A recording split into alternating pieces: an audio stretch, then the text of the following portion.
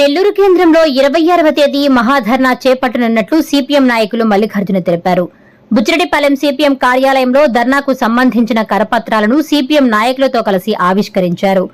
అనంతరం ఆయన మీడియాతో మాట్లాడారు.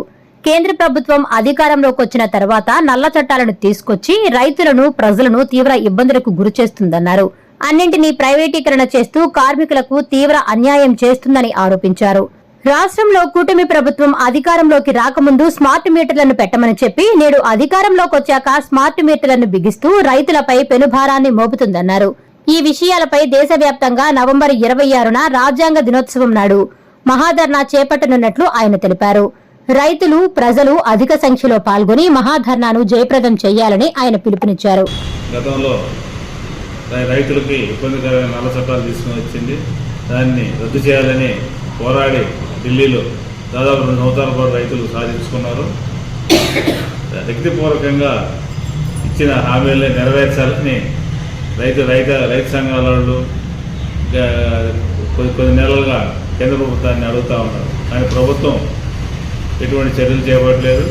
అందుకు నిరసనగా రేపు నవంబర్ 26వ తారీఖున రాజ్యాంగ దినోత్సవం రోజున దేశవ్యాప్తంగా అన్ని జిల్లా కేంద్రాల్లో ఆందోళన దిగుతూ ధర్నాలు చేస్తూ ఉన్నారు. అందులో భాగంగా రేపు 26వ తారీఖున నెల్లూరులో గాంధీ హోమ్ సెంటర్ నుంచి ర్యాలీగా వెళ్ళి కలెక్టర్ కార్యాలయంగా ధర్నా ఉంటుంది. ఈ ధర్నాకి జిల్లాలో ఉన్న రైతు సంఘాలు, అదే వ్యవసాయ కార్మిక సంఘం, కౌలు రైతు సంఘం, అన్ని కార్మిక సంఘాలు, ఈ కాకుండా ప్రజా సంఘాలు కూడా పాల్గొని జయప్రదం చేయాల్సిన అవసరం ఎంతైనా ఉంది. అసలు ఈ ధర్నాకు ముఖ్య ఉద్దేశం ఏంటంటే కేంద్ర ప్రభుత్వం కానీ రాష్ట్ర ప్రభుత్వాలు కానీ ప్రజా వ్యతిరేక విధానాలు అవలంబిస్తూ ఉంది.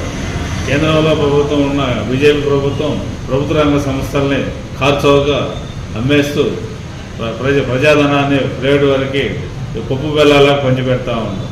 ఈ ప్రైవేటైజేషన్ ఆపాలనేది, అదేవిధంగా ఇక మన విశాఖపట్నంలో ఉన్న స్టీల్ ఫ్యాక్టరీని ప్రైవేటీకరణ లేకుండా దానికి గనులు కేటాయించాలనేది డిమాండ్. ఇది కాకుండా ఉపాధి హామీ పథకాన్ని నానాలు దిగజారుస్తూ ఉంది కేంద్ర ప్రభుత్వం.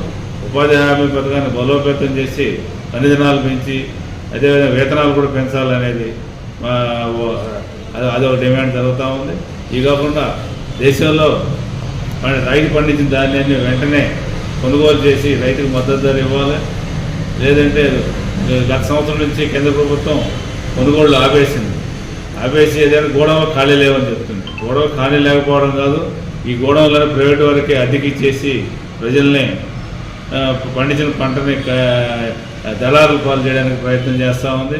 ఈ విధానాలు ఆపేసి రైతులకి న్యాయం చేయాలని కోరుతా ఉన్నాం.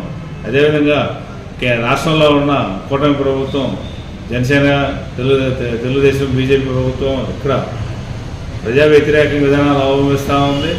ప్రజలకి ఇబ్బంది కలిగించే స్మార్ట్ మీటర్లు, తర్వాత టూ-అప్ ఛార్జీలు విధించి ప్రజలను అడ్డువేస్తూ ఉంటారు. స్మార్ట్ మీటర్లు పెట్టమని చెప్పి అధికారంలోకి వచ్చిన కూటమి ప్రభుత్వం ఇప్పుడు రైతుల మోటార్లకి, వ్యాపార సంస్థలకి, ప్రభుత్వ వాటికి, వినియోగదారులకు కూడా స్మార్ట్ మీటర్లు పెట్టేందుకు ప్రయత్నం చేస్తూ ఉంది.